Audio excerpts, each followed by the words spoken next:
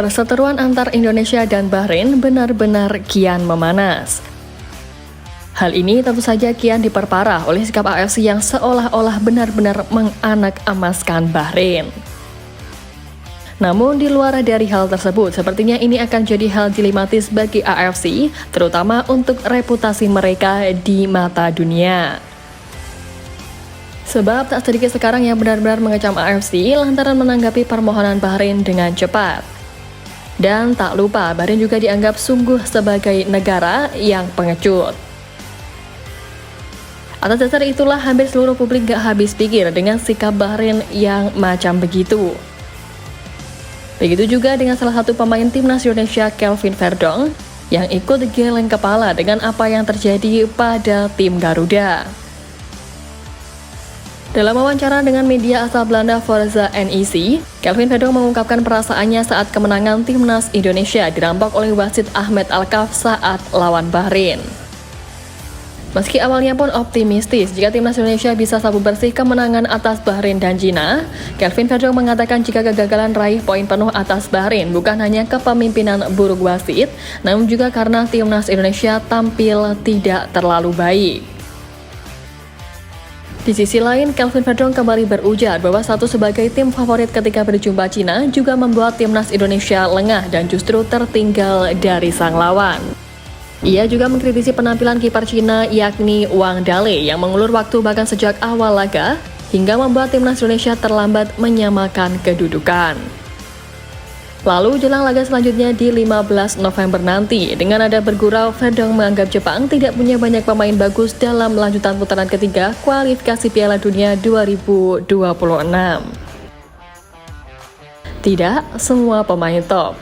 Itu akan menjadi pertandingan paling menyenangkan untuk saya mainkan. Verdonk mengaku kalau ia punya rekan setim di NEC Nijmegen yang memperkuat Jepang. Ia adalah Koki Ogawa, penyerang berumur 27 tahun itu 7 kali bermain untuk Samurai Biru. Selain Ogawa, Verdonk juga menyinggung Takefusa Kubo sebagai pemain berbahaya Jepang. Juga ada nama Ritsu Doan, yang mana keduanya berkiprah di La Liga dan Bundesliga. Namun meski begitu, dengan semangat dan tekad besar, Kelvin Verdonk mengaku siap untuk menghadapi laga-laga berat di bulan November nanti menantang dua tim kuat seperti Jepang dan Arab. Selain soal laga bulan depan, Kelvin Verdonk juga mengaku senang atas keputusan Coach Shin yang menjadikannya kelinci percobaan. Seperti diketahui, Verdonk merupakan pemain yang berposisi asli sebagai bek sayap kiri. Dia mengisi pos tersebut selama karirnya, termasuk di klubnya saat ini NEC Nijmegen di Liga Belanda. Namun setelah membela timnas Indonesia, Verdonk mendapatkan tugas yang berbeda terutama dalam beberapa laga terakhir. Contohnya, dalam dua pertandingan lanjutan grup C babak ketiga kontra Bahrain dan Cina, pemain berusia 27 tahun itu ditugaskan sebagai bek tengah kiri oleh Sintayong dalam skema formasi 5-2-3 yang diterapkannya. Dia pun berdua dengan Jay Izes, Nisilgers, atau Rizky Ridho. Verdonk mengungkapkan bahwa dirinya senang dengan sistem formasi 5 bek yang diterapkan oleh pelatih asal Korea Selatan itu di timnas Indonesia. Sebab sebagai bek tengah kiri, dia bisa lebih banyak menguasai bola dan terlibat dalam permainan. Pernyataan tersebut sebenarnya terbilang cukup mengejutkan, sebab Verdonk dikenal sebagai bek sayap agresif yang aktif membantu serangan.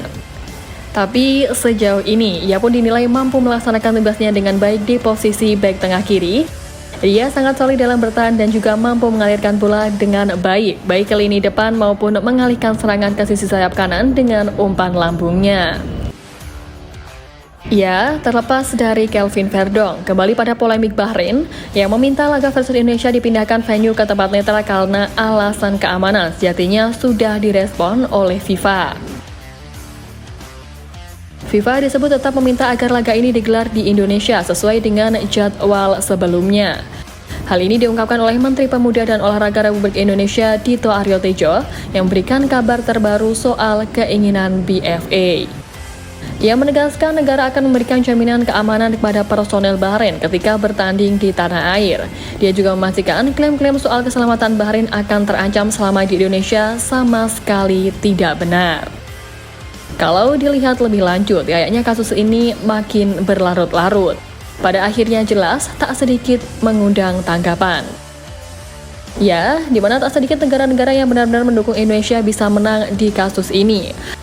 Australia, Irak, dan Vietnam, mereka bahkan punya bukti kok kalau GBK sangat aman.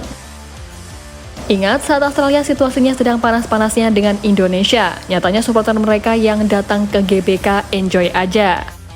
Pun begitu Vietnam, yang kita tahu adalah salah satu rival bebuyutan dari ASEAN, itu juga enjoy. Apalagi Irak yang sudah ngalahin kita terus, tapi nyatanya juga nggak ada masalah. Terus mau bukti apa lagi? Bahkan sekelas timnas Argentina pun juga enjoy main di GBK. Ya pokoknya buat Bahrain, ingat kalau dari awal niatnya udah jelek, pasti kebenaran akan terungkap. Sementara itu, Wakil Ketua Umum PSSI Ratu Tisha juga mengaku optimis kalau laga Indonesia versus Bahrain akan tetap berlangsung di Jakarta. Menurut Bu Tisha, Indonesia selalu mendapat testimoni positif dari setiap tim tamu yang datang ke Indonesia. Selain itu, PSSI pun menjamin akan memberikan pelayanan dan keamanan terbaik bagi setiap tim yang bertanding di Indonesia.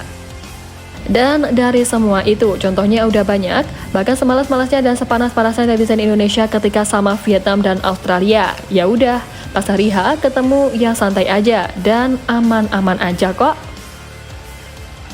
Dasarnya nih emang Bahrain aja yang lebay, pengecut, dan juga cupu.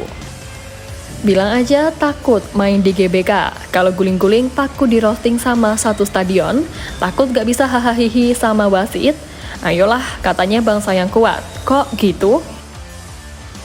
Ya terlepas dari apapun mudah-mudahan aja Indonesia bisa menang di kasus ini. Dan harusnya AFC ini sadar kalau sekarang mereka sedang dalam posisi yang terbilang sulit. Tapi ya kembali lagi, kalau sadar, kalau enggak, ya udah siap-siap aja. Reputasi mereka semakin jelek di mata internasional karena ya jelas banget standar gandanya. Dan jika melihat kasus yang dialami Indonesia ini, AFC makin menunjukkan jika mereka adalah federasi sepak bola yang tidak netral. Karena memang cenderung membela negara-negara yang berasal dari Timur Tengah, apalagi ini Bahrain, tempat asal-usul dari presidennya sendiri. Ya, kita sebagai pendukung harus banyak-banyak doa aja. Gak tahu apa aja keputusan AFC, tapi ya semoga nggak kayak kejadian kemarin-kemarin.